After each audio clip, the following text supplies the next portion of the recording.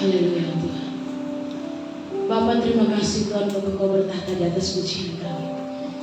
Terima kasih Tuhan, kami bersuka di dalam hadirat Engkau. Terima kasih Tuhan, Kau lawat kami Tuhan dengan damai sejahtera Engkau Tuhan. Tiba saatnya Tuhan kami akan memberikan perpuluhan Bapa. Biarkan Kau ajar kami untuk berikan perpuluhan kami dengan rasa takut akan Engkau Bapa. Kuduskan apa yang sudah kami siapkan Tuhan. Terlebih lagi Tuhan, setiap apapun juga Tuhan yang kami siapkan ini Tuhan, kami minta Tuhan, biarkan itu Tuhan menjadi berguna Tuhan untuk kemuliaan Engkau Bapa, untuk kemuliaan Engkau saja Bapa. Kami mau belajar taat firman Engkau Tuhan. Kami mau belajar taat firman Engkau Tuhan.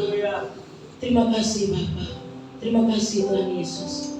Karena kami percaya Tuhan, ketika kami taat perpuluhan Tuhan, Kau akan menghalaukan belalang-belalang pelahap Tuhan dalam kehidupan kami. Kau akan menjawab Tuhan setiap apa yang kami butuhkan. Kami percaya Tuhan, ketika kami taat firman Engkau, Kau yang akan berdiri di depan kami Tuhan. Kau yang akan berdiri Tuhan. Terima kasih Bapa, kami siap memberi dengan sukacita. Kami siap memberi dengan rasa takut akan Engkau. Di dalam nama Yesus kami berdoa dan mengucap syukur. Haleluya, amin. Terima kasih Tuhan. Setiap rencana Tuhan dalam hidup kita adalah baik dan indah adanya. Haleluya.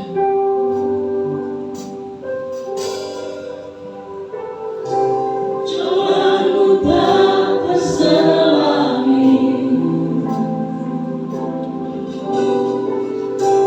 oleh setiap hati kami. Namun satu hal yang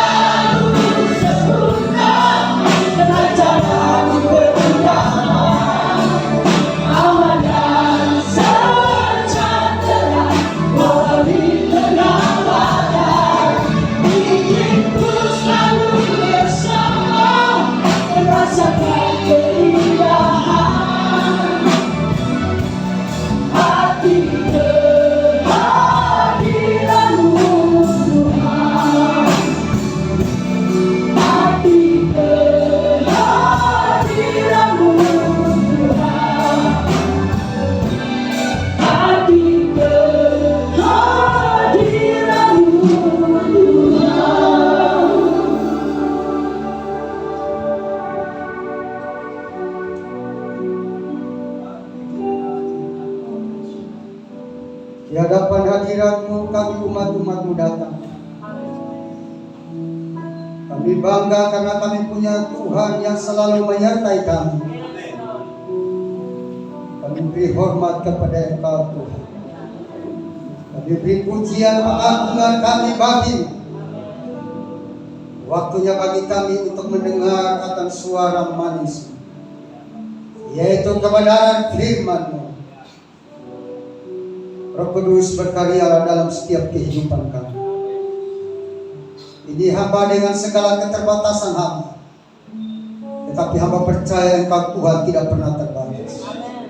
Kuasa dan urapan-Mu turun atas kami sekalian, baik hamba yang berbicara maupun umat-umat-Mu yang mendengar. Roh Kudus menguasai kami. Terima kasih dan terpujilah nama-Mu Bapa. Iblis cemburu kalau kami dengar firman-Mu. Iblis tidak suka kalau kami melakukan kebenaran firman. Kami satu hati, kami perintahkan enyah dalam nama Yesus. Dalam nama Yesus. Roh Kudus menguasai ruangan ini. Roh Kudus menguasai hati pikiran kami. Roh Kudus menguasai keseluruhan hidup kami. Dan benar-benar kami hadir untuk Engkau. Engkau Tuhan hadir untuk kami. Terima kasih dan terpujilah nama-Mu Bapa.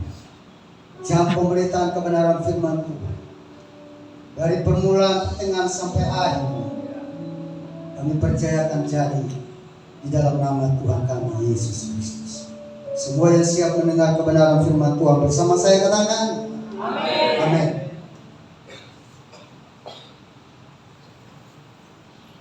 Shalom. Shalom.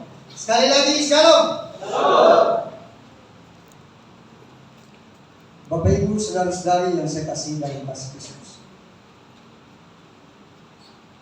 saya sangat bersyukur sekali bahwa akhir hari ini Tuhan telah selalu memperhatikan kehidupan kita. Betapa Tuhan datang membelai kita, membawa kita supaya kita lebih dekat lagi kepada Tuhan. Waktu tadi pagi pujian dan sore hari ini dalam pujian pengakuan kita, bawakan khotbah yang berirama yang hanya menyatakan kehadiran Tuhan. Tadi pagi juga kita mendengar kebenaran firman Tuhan tentang kehadiran Tuhan. Dan sore hari ini izinkan saya berbicara juga tentang kehadiran Tuhan. Hadiran. Sebelum saya berbicara, saya sampaikan apa yang Tuhan tahu dalam hidup saya bisa disampaikan kepada umat Tuhan. Saya minta tolong dengan kerendahan hati, karena saya tidak tahu apa yang Tuhan mau sampaikan bagi kita di sore hari. Tapi saya undang Bapak Mama yang ada di belakang, tolong maju ke depan. Biarlah kita mau menikmati hadirat Tuhan pada sore hari. Tolong yang di belakang.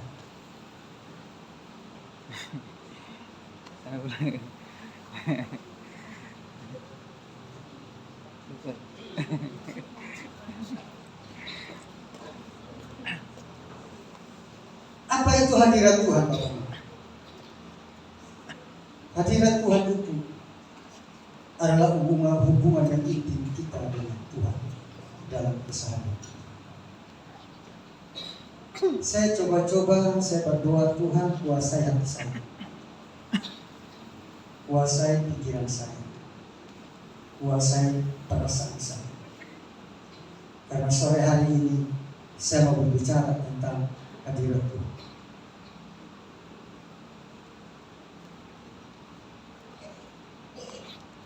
Kita harus rindu pada hadirat Tuhan. Yang setuju katakan.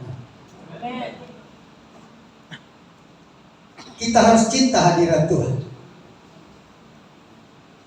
Kenapa kita harus cinta hadirat Tuhan? Karena tanpa hadirat Tuhan kita tidak kuat. Orang bisa berkhotbah di tempat ini. Orang bisa mengikuti di tempat ini. Orang bisa nyanyi di tempat ini. Orang bisa bersaksi tentang kebaikan Tuhan. Bahkan orang bisa berbahasa, tetapi tanpa hadirat Tuhan, semua yang kita lakukan itu tidak ada. Orang yang berbahasa roh itu belum tentu dia sudah menghasilkan buah-buah roh dalam kita. Tetapi orang yang tekun dalam hadirat, maka saya percaya Tuhan membawa dia kepada level yang lebih tinggi. Saya tidak berbicara banyak saudara. Saya hanya berbicara apa yang Tuhan taruh. Berbicara tentang hadirat Tuhan. Maka saya ingin kita belajar tiga topik dalam kita. Yang pertama, Kejadian pasal yang ke-25 ayat yang ke-27. Kejadian pasal yang ke-25 ayat yang ke-27. Firman Tuhan berkata seperti ini. Lalu bertambah besarlah kedua anak itu. Esau menjadi seorang yang pandai berburu, seorang yang suka tinggal di padang.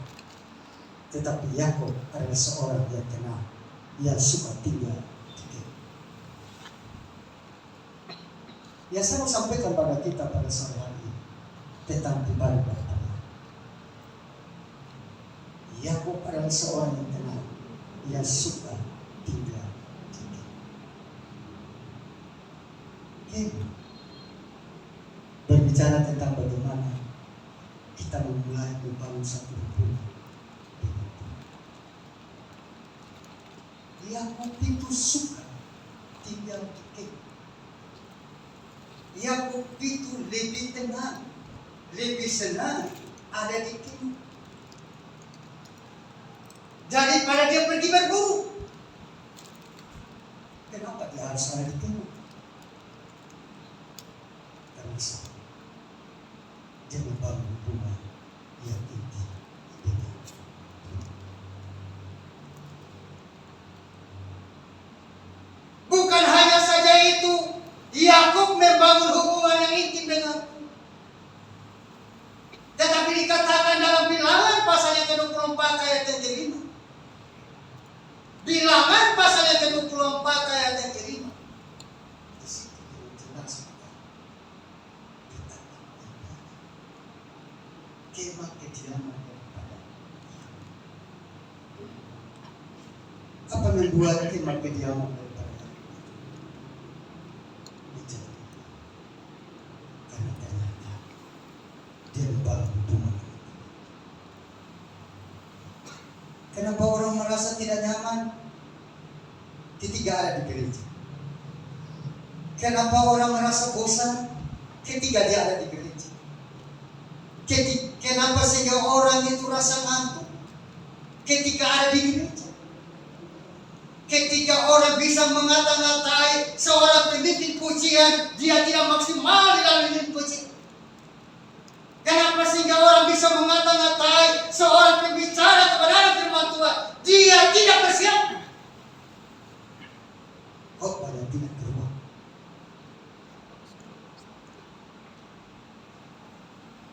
Karena ternyata dia tidak membangun hubungan. Akibat karena membangun sebuah hubungan yang intim dengan Tuhan, maka dikatakan orang dalam Bilangan pasal yang ke-24 ayat yang ke-5, alangkah indahnya kemah-kemahmu, hai Yakub, dan tempat kediamanmu, hai Israel. Yakub itu ketika dia menang jadi sebuah.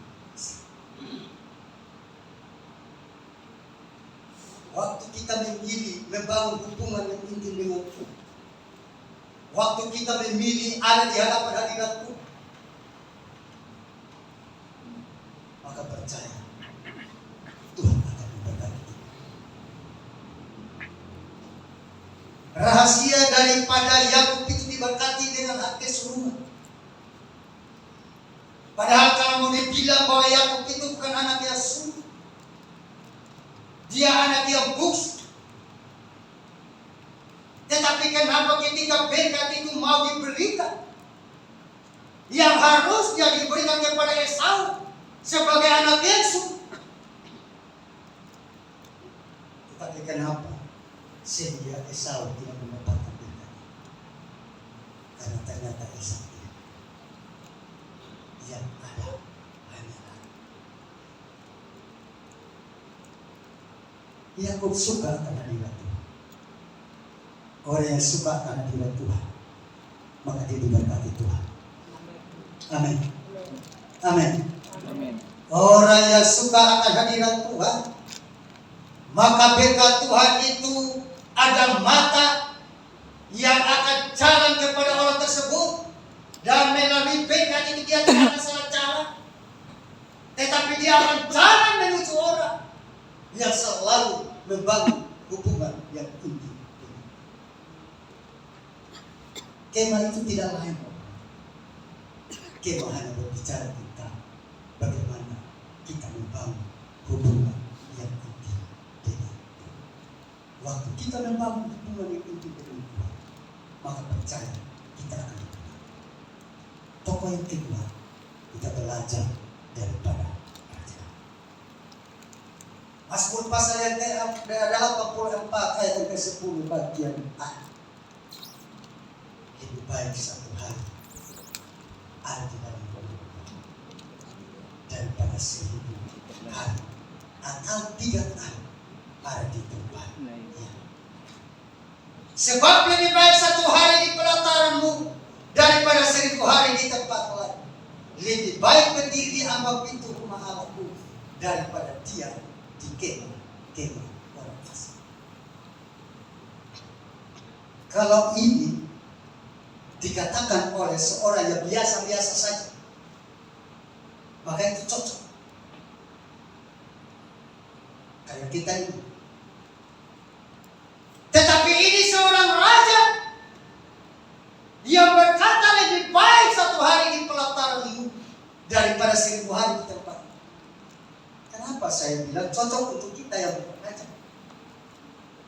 Tidak harus raja Daud. Dia punya kehidupan. Dia punya istri-istri yang cantik. Kenapa saya bilang istri-istri yang cantik? Karena lebih dari satu. Tapi sekarang tidak boleh lebih dari satu. Harus satu. Dan itu hanya sampai mati di sana. Daud punya kekayaan, Daud punya segala-galanya. Rugi kalau dia ada di hadapan hadirat Tuhan satu hari. Dan kalau bagi kita itu saya bilang itu pas. Bagi Daud itu tidak pas. Tetapi dia yang baik-baik. Daud berkata, lebih baik satu hari ada di pelataran. Apa disampaikan oleh hamba Tuhan pada tadi pagi berbicara tentang tabernakel. Ada halaman ruang kudus, ruang maha kudus. Yang ada di ruang maha kudus itu adalah tabut perjanjian. Tabut. Umat Israel tidak perkenankan masuk. Mereka hanya bisa sampai batas halaman. Dan yang membawa persembahan mereka adalah para imam. Dan itu pun kalau masuk para imam, masuk ke ruang maha suci, mereka mempersembahkan korban daripada umat Israel. Itu harus diberitakan. Semacam diri di kaki. Mungkin juga ditaruh sehingga memang.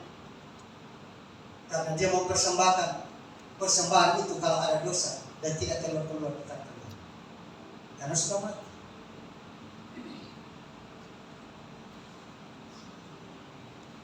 Dan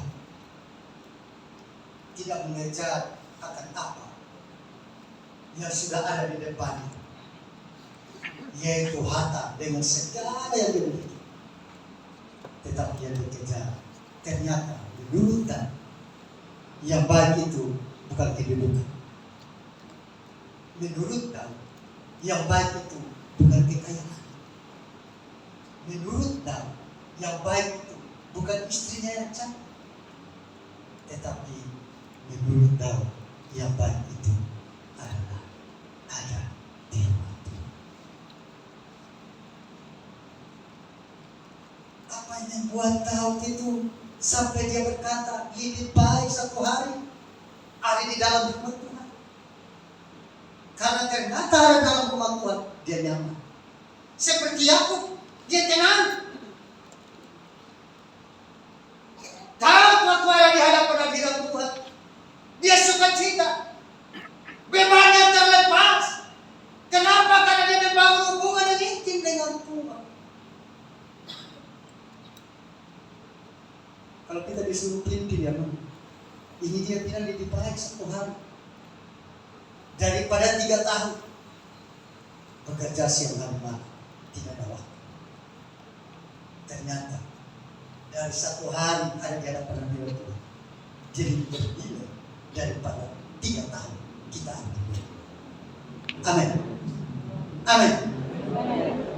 1 hari kita ada di hadapan hadirat Tuhan nilainya lebih besar daripada 3 tahun kita habiskan dengan segala kesibukan.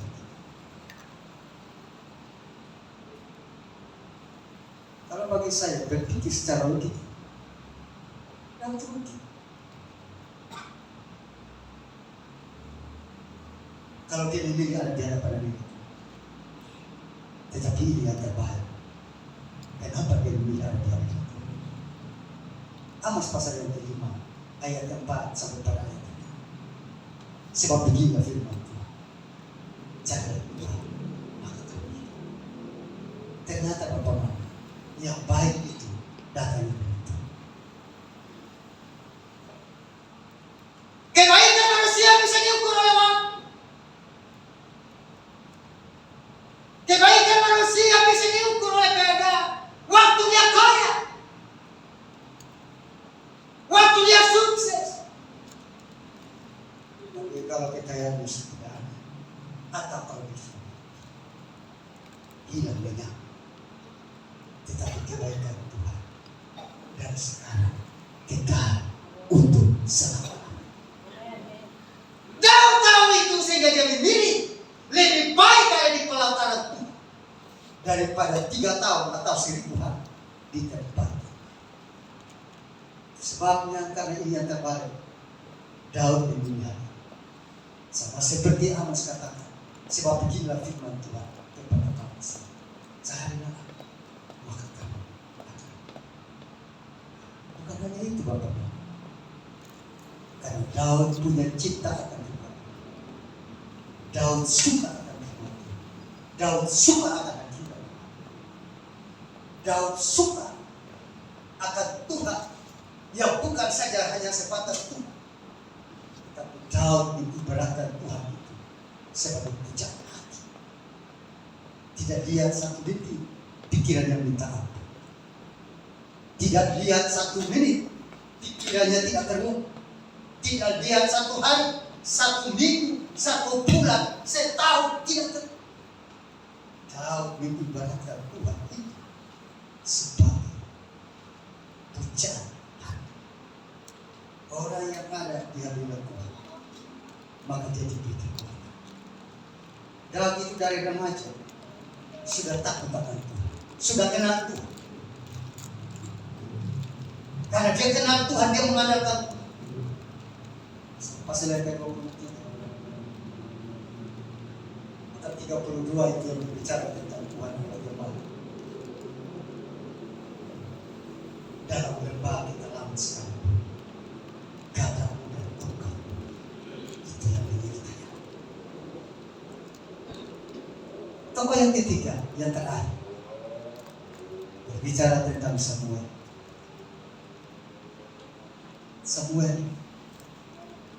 Pertama Samuel pasal yang ketiga, ayat yang ketiga.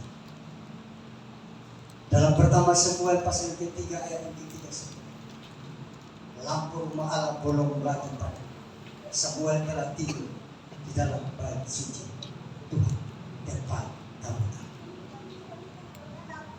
Maksudnya begini, orang yang hidup, orang yang cinta akan hadirat Tuhan,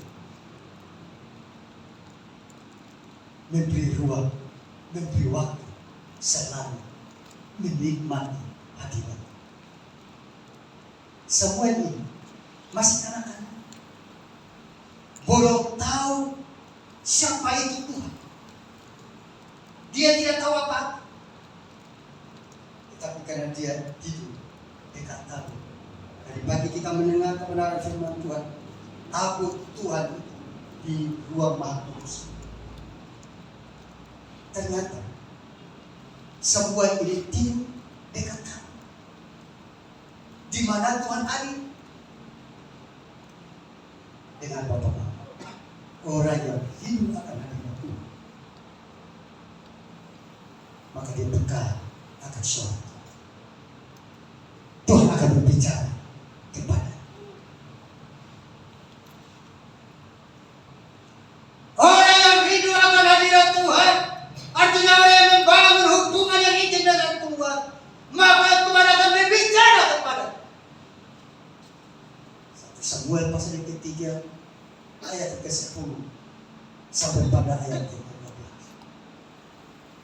Waktu Tuhan, karena Samuel tidur dekat tabut Tuhan, Tuhan datang dan Tuhan berbicara.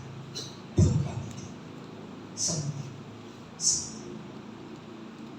Karena masih kecil tidak tahu kalau itu Tuhan yang panggil. Dia datang kepada Imam Eli. Pak, apa yang kau panggilku? Imam Eli berkata, pergi dan tidur. Karena dia ada dekat dengan baik, ada dengan tabutku. Tuhan memanggil Samuel. Karena masih kecil, masih polos. Bapak, apakah Bapak memanggil? Sampai pada yang ketiga kali, barulah Imam Eli mengerti. Ternyata yang berbicara itu Tuhan. Dan ayat yang ke-10, lalu datanglah Tuhan berdiri sang imam seperti yang sudah Samuel. Dan Samuel menjawab, berbicara sebab Bapak. Waktu Imam Eli mengerti bahwa itu Tuhan yang panggil, Imam Eli berkata kepada, kalau dia memanggil, katakan, ingat berbicara. Ini begini, orang kalau membangun hubungan dengan Tuhan, ia suka akan hadirat, ia cinta akan hadirat Tuhan, maka Tuhan akan berbicara kepada. Tidak peduli itu dia gembala, tidak peduli dia itu pelayan, tetapi kalau dia tidak membangun hubungan dengan Tuhan, tidak rindu akan hadirat Tuhan, Tuhan tidak akan ngomong. Tuhan tidak akan berbicara. Tidak ada pewahyuan. Tetapi ketika seseorang yang membangun hubungan dengan Tuhan, walaupun dia itu bukan pejabat, dia pasti mendengar suara Tuhan. Samuel, karena dia suka ada di dalam rumah Tuhan, tidur dekat dengan baik, dengan tabut Tuhan, Tuhan berbicara.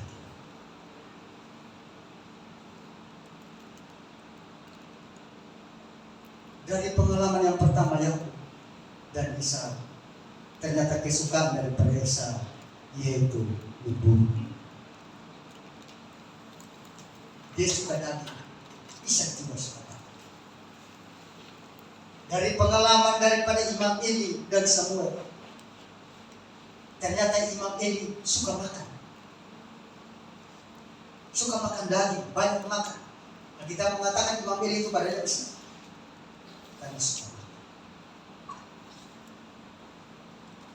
Orang kalau tidak ada kerinduan, orang kalau tidak ada hubungan yang intim dengan Tuhan, maka diibaratkan orang yang mati. Tuhan tidak akan berbicara kepadanya karena memang sudah mati. Untuk apa Tuhan berbicara kepada orang yang mati? Tuhan hanya bisa berbicara kepada orang yang hidup. Dan orang yang hidup itu ketika ada di hadapan hadirat Tuhan. Orang yang hidup itu ketika dia membangun hubungan dengan Tuhan. Dan itulah yang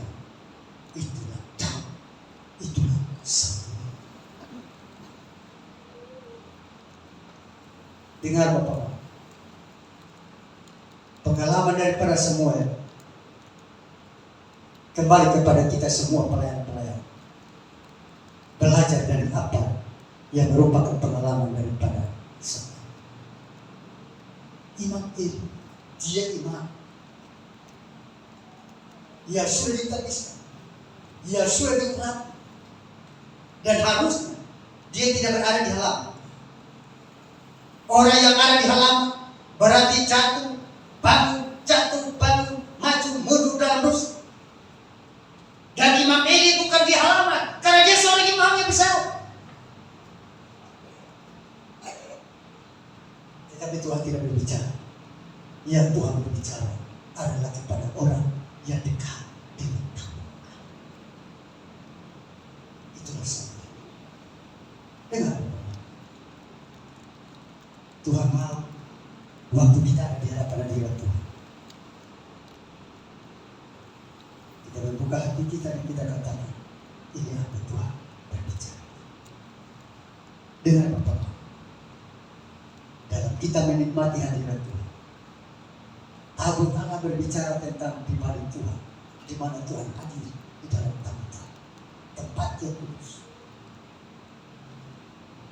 Kita menikmati hadirat Tuhan, di dalam kita dekat dengan Tuhan.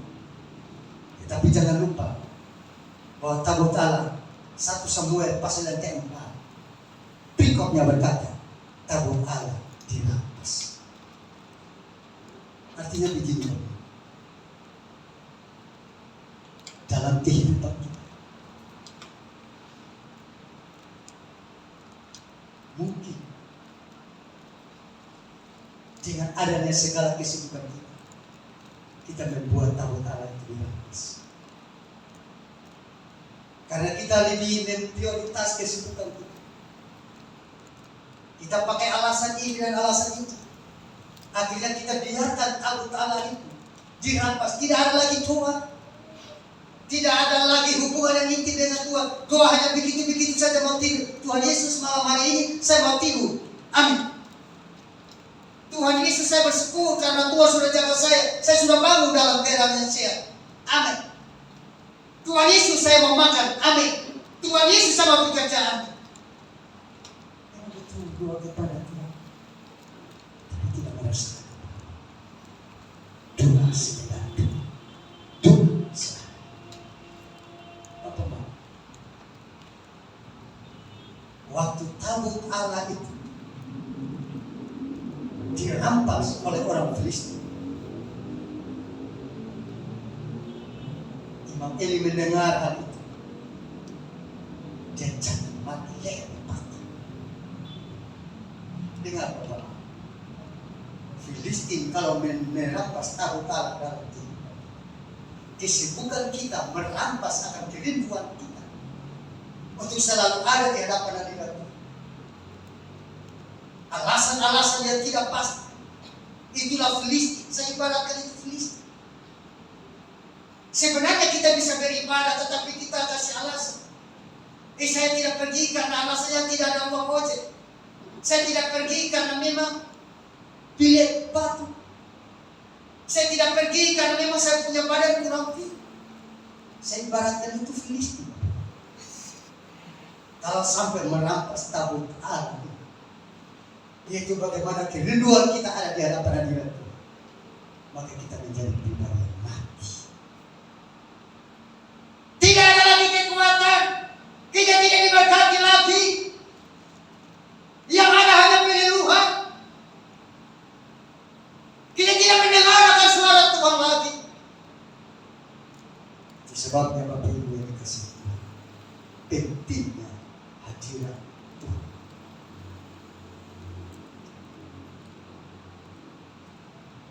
Orang Kristen sekarang mengabaikan hal ini. Ibadah ya ibadah, doa ya doa, tetapi untuk menikmati sudah hati. Karena yang mereka lakukan hanyalah rutinitas. Banyak kritiknya, banyak protesnya, banyak comel, banyak sungut-sungut. Sebenarnya Bapak, selama saya punya persiapan itu, kita tidak perlu bela Injil. Itu tema yang saya mau. Tapi saya tidak tahu Tuhan bahwa saya harus menyampaikan. Dan ini di luar daripada konsep. Saya hanya sampaikan apa yang Tuhan. Itu sebabnya Bapak Mama dikasih itu. Filistin itu ada. Tabut Tuhan itu ada. Responnya itu kembali pada kita. Bagaimana kita mempertahankan lebih dekat dan terus dekat, terus ada dekat dengan kita. Atau kita biarkan hadirat Tuhan itu diambil alih oleh Filistin. Dengar Bapak Mama, sebagai pelayan-pelayan Tuhan, ada banyak yang suka melayani, tetapi untuk membangun hubungan itu tidak. Banyak orang yang suka melayani, suka berkhotbah, suka pilih pujian, suka main musik, suka doa, suka tepuk tangan, suka memuji Tuhan. Tetapi waktu yang dia berikan kepada Tuhan untuk berhubungan itu dengan Tuhan,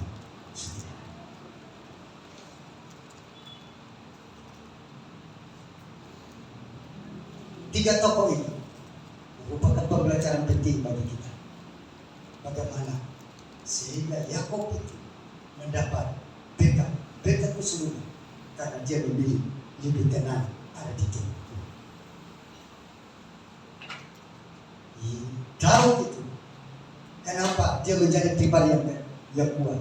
Karena dia memilih ada di dalam rumah.